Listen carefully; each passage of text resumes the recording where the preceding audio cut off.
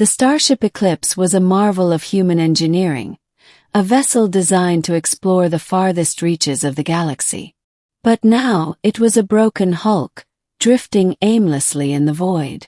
A catastrophic engine failure had left it stranded in uncharted space, far from any known colony or outpost. Among the crew was Lieutenant Marcus Kane, a seasoned astronaut with a reputation for keeping his cool under pressure.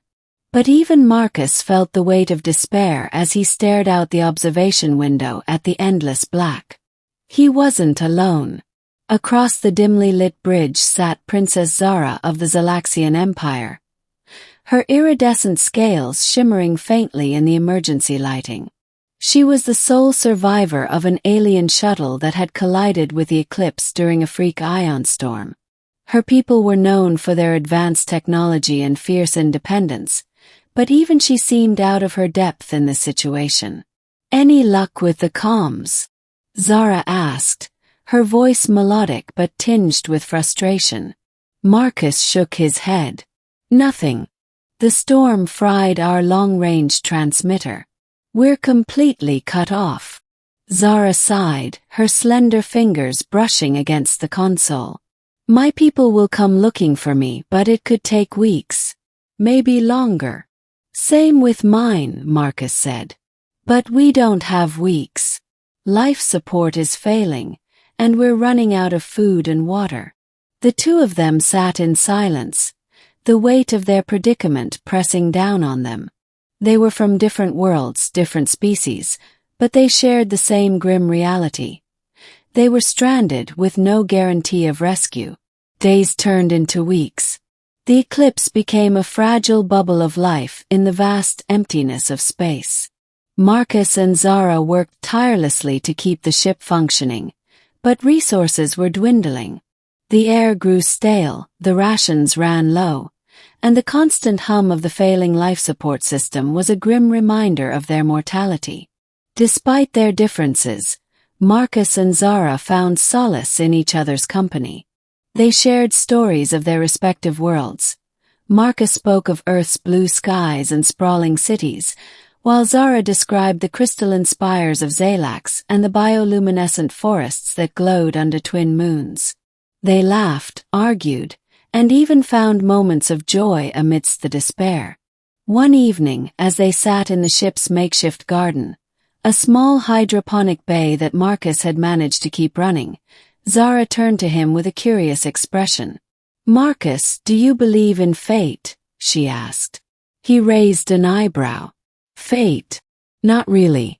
I think we make our own destiny." Zara smiled faintly. "My people believe that the stars guide our paths, that every meeting, every event, is written in the cosmos." Marcus chuckled. "If that's true, then the stars have a cruel sense of humor." Zara's gaze softened. "Perhaps. Or perhaps they brought us together for a reason." Marcus felt a strange warmth in his chest. He had grown fond of Zara, more than he cared to admit.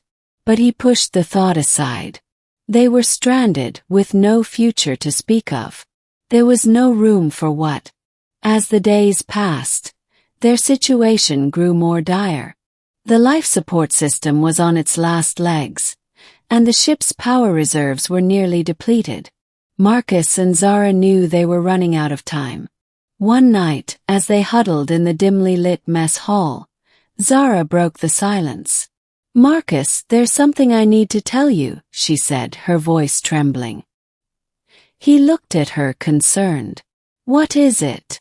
She took a deep breath. "My people, they have a tradition.